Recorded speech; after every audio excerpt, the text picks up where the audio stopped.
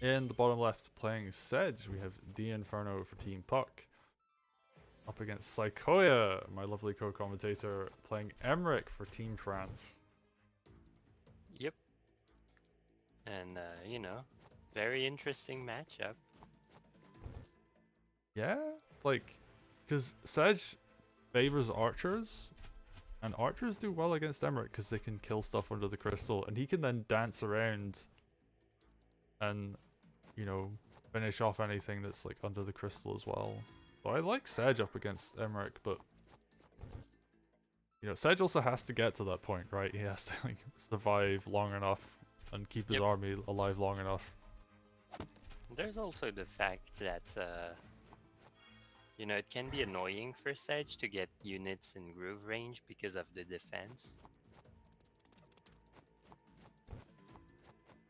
I just Like, noticed. Sedge fights the crystal better than other COs, but Emeric fights Sedge better than other COs as well, so it's interesting.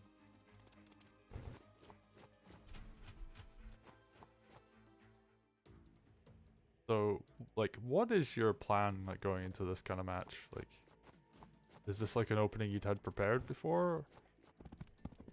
Oh yeah, basically, I mean, I found out pretty early that on this map with Emeric, you can challenge the other commander early game, and because Emeric is like so strong at early game commander fights, if he gets groove, uh, you can kind of just push away the other commander and kind of ruin everything they planned to do. Yeah, I'm noticing that because the Harpy comes down at the perfect time. You built that mage up in the north. So if, Sedge walks in and hits Emeric, then you just drop a mage heal on Emeric and you can get a big punish. I really like Yep. that. That's really smart.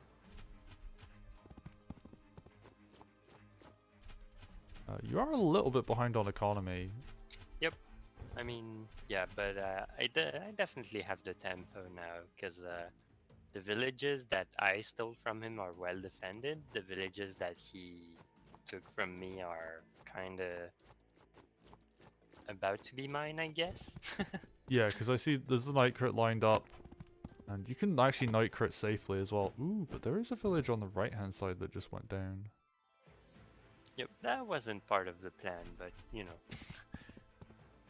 there's no plans never go exactly according to plan, I guess. This should protect us. What's the phrase? Like, no plan survives the first, like, part of a battle or something. Reality. No, there's an actual, like, military saying, like, no plan survives, like, the first part of a fight.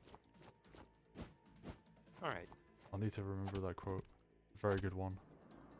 Yeah. Now I have my crystal set up and he can't push into it. And now I'm gonna probably be able to pressure the HQ out of it. And, if you pressure the HQ at the end of your opening, that's pretty good. It's a pretty good plan. Something I'm noticing, you put your crystal with just, like, a side open. Yep. And it kind of seems like a bad idea, but look, actually thinking about it is really, yeah, it makes a lot of sense. And Snake in chat saying, no plan survives first contact with the enemy. And yeah, that is the saying.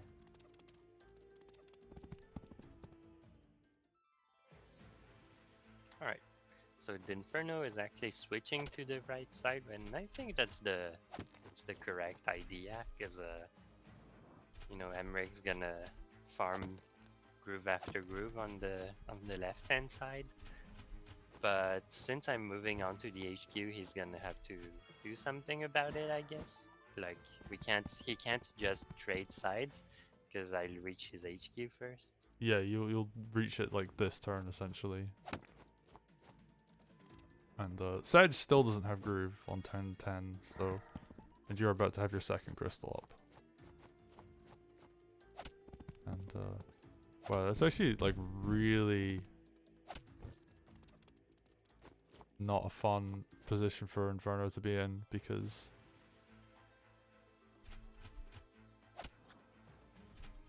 I mean, Emeric, when he gets his plan out exactly like he wants, it's generally not too fun for the opponent. yeah, and now this turn you're just doing so much damage, like, and like you're right next to your reinforce, you've got this golem behind everything, so yeah, like it's that attack from the Inferno has been absolutely crushed. Which, you know, as the team captain for Puck, this is A tragedy. it is a little bit of a tragedy, but I believe even if it's like not that likely to happen, you know, like there's still some stuff that could happen. There's two golems on this bottom left hand side actually. And Sedge is just going full retreat at this point. Yep. I mean, at this point we both have golems on the defending side, and we don't really have armies to push into golems. So it's just a bit awkward, I guess. Although he has to retreat, and I can just stand there, kinda.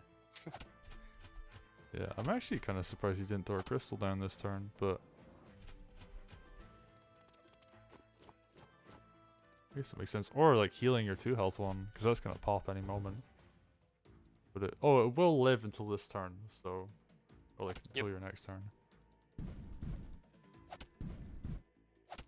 Oh, that was not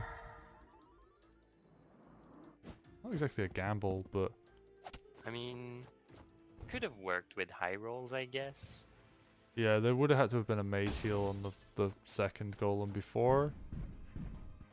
But I guess yeah, you do the first one, you see if it high rolls, and then you go for the next one. And it decides to heal after, which means that yeah, those are going to be 2 full health golems on that side. And now, yeah, you're just pushing on the right hand side, so. Ooh, but that's a very vulnerable Emeric. There's going to be a lot of mage heals dropped on him.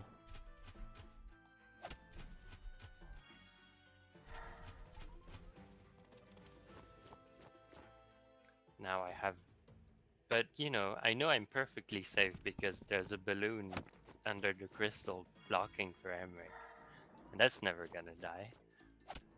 Yeah, that is true. Yeah, it's basically what can kill that? Like mage crit, ballista crit. Yeah, mage crit, ballista crit, and then mage plus archer crit can Right. kill Emeric balloon. I guess like witch plus something else as well. But yeah, there's not a huge amount. I know. Oh my god, you have so much balloon under crystal. You're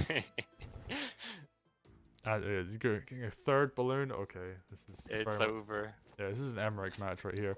Both of you have so much time left on the clock, though. Like it could go either way. Still, like you're in this position of advantage, but you're both looking at 40 minutes left. Oh, that tower going down in the bottom right is not a good sign, because that removes dragons from your opponent, like, just as an option.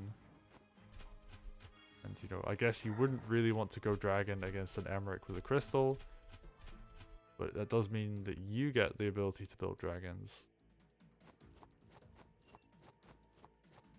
Yep. Sedge actually is going to have Groove, so after all this time, he is going to have Groove eventually.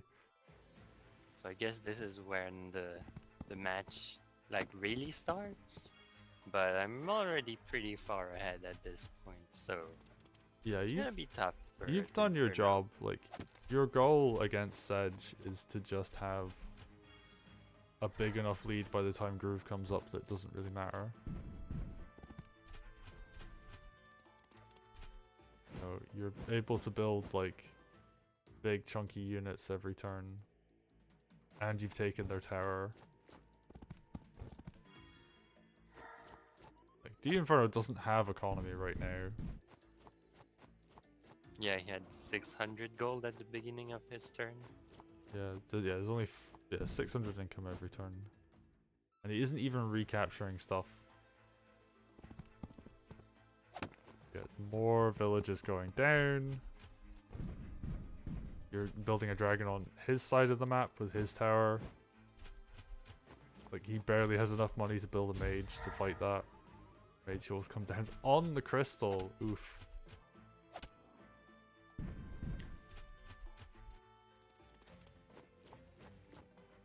Yeah, there's just so much Emeric, so much crystal.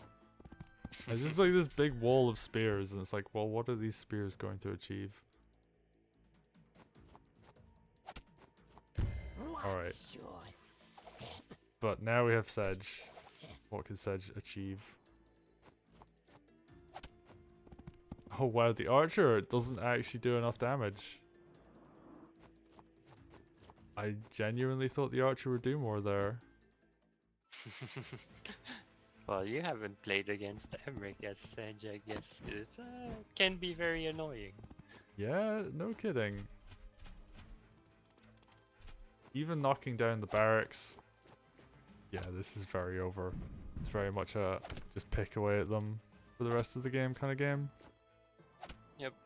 Also, you know, I mean, I'm not gonna say it's harder to lose a game because of Emeric Crystal, because that kind of happened with one. Cherry stones But defend it us. should be like easier to not die when mountain tiles are everywhere. Yeah, that's true. I mean, there are still some options, like, you know, Mage plus Sedge will kill a balloon under crystal, so you can still do some stuff, but it's just looking really, really bad for him right now. But here we go, we got the chain. Sedge putting in work. We're gonna see more and more Sedge Groove come out. Probably gonna see this golem go down as well. That's pretty nice. Yeah, just walks up his own golem. More Sedge hungers. And yeah, this is a lot of damage coming in. So, dinferno not out of this game yet. It is going to be incredibly rough though. Ooh! And there we see, you like you said earlier, the archer crit plus mage. But this is also the turn you get to counter attack. So Yeah. and the One barracks goes downside down of again. Sedge Groove is that you expose your army when you go in and group. Sedge himself is safe, but the army usually had to walk in to do stuff. Yeah, and like I guess you would want like balloons even to wall afterwards to prevent the counter attack or something along those lines. I mean, usually Sedge relies on just dealing more damage than the enemy to win. But, you know, sometimes that can't really happen because you're too far ahead or down, depending on who you are. Yep, and yeah, in this case we're just seeing the armies just kind of keep pushing forward. It's still under crystal, and you know, there's a lot of like, if you move forwards and have your whole army under like crystal, it makes it vulnerable to counterattack, but you have so much more army at this point that it's like just allowing you to snowball. I guess like the main thing you would be going for. Yeah, I mean, we're not using much time in this game actually. Me, it's because I don't have to think that much, because I have like a very big lead. I kind of just need to not die, and that's basically all I have to think about during my turns, and he just doesn't have many units to play with. Yeah, and I mean, like we're seeing here, you just had a huge economy lead. So even though like, okay, there's an 8 kill difference, that doesn't seem like the end of the world, but you were able to just have way more production than dinferno. That, yeah, that's game. And dinferno recognizes that and throws the towel in. And actually, I wanted to say something real quick. I'm noticing dinferno was playing on Switch. That was a very fast, he's a very fast player despite playing on Switch, because obviously PC is the faster platform to play on, but able to keep the timer pretty even with yourself. But that was a good game from both of you, honestly. It's just, yeah, like you had that opening planned out where you were playing Emeric, you challenged Sedge up in the top left, and dinferno just didn't really have a plan to deal with that. So, Yeah, I guess that kind of happens. It also like works even better against Sedge because he like delaying Sedge groove like impacts him quite a bit. yeah. And like, yeah, you had the perfect setup that just said like, yeah, Sedge can't even go in and fight Emeric because you just have your army positioned in a way that makes it basically like a free or like a really good trade for you if he goes in and you fight back. So yeah, that was just a really good game. Very impressive, very calm and patient play. There was no walking forwards with your commander unnecessarily. I kind of, told myself I'm not gonna do that 2 weeks in a row. Right. There was that one turn where the golems potentially could have killed your commander, but that's like double high roll kind of territory. Yeah, I mean, it's happened to me before, Yeah, fair enough. It does happen sometimes. Well played. That is 1-1 in the score. So Yeah. we're gonna go into game 3.